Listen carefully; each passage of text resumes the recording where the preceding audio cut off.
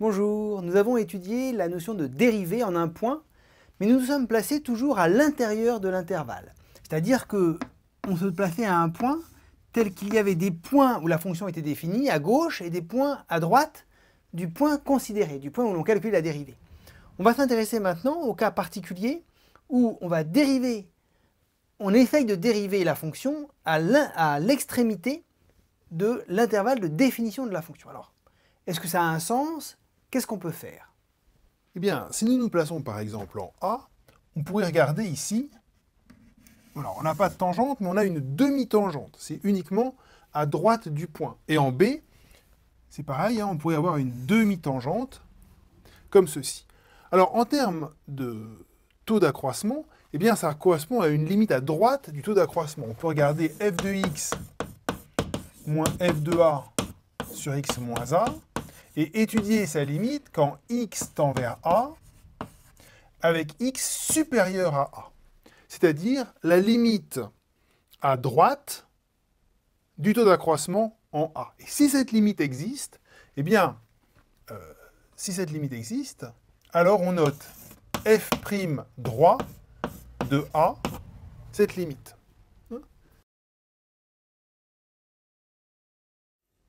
De même, si la limite à gauche du taux d'accroissement existe en B, donc la limite à gauche maintenant, eh bien, on note cette limite f'g au point B, et évidemment, il faut que cette limite soit finie comme pour les dérivés.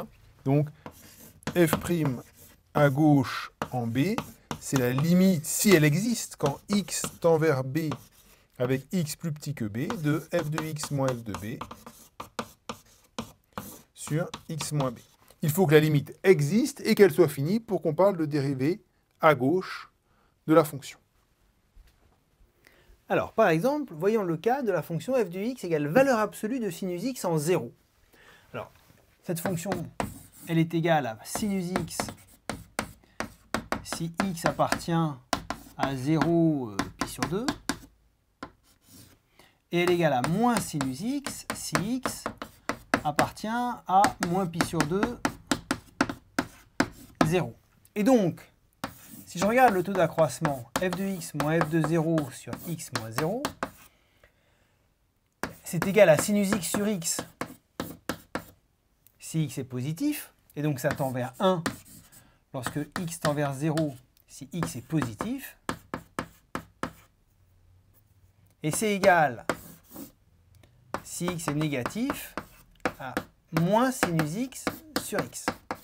Et donc quand x tend vers 0, donc là c'est par valeur supérieure, là c'est par valeur inférieure, ça tend vers moins 1. Et donc, f',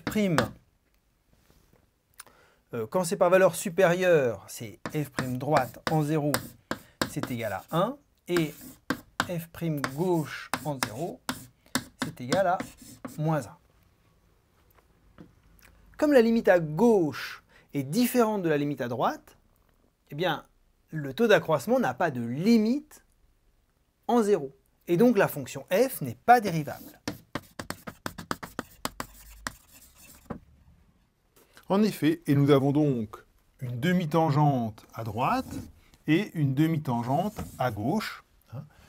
Y égale x, y égale moins x. Deux demi-tangentes ici, en 0. Allez, il n'y a pas de tangente, vous avez ici encore un point anguleux. Donc la fonction n'est pas dérivable.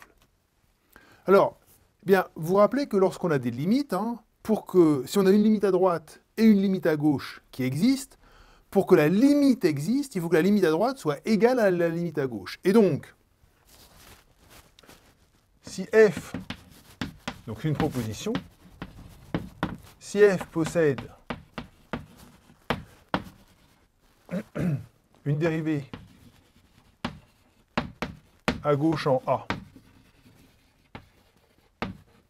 alors petit a qui appartient à l'intérieur de I, et une dérivée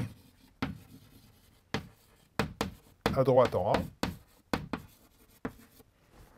c'est le même A, alors f est dérivable en A, si et seulement si f' gauche de A égale f' droit de A.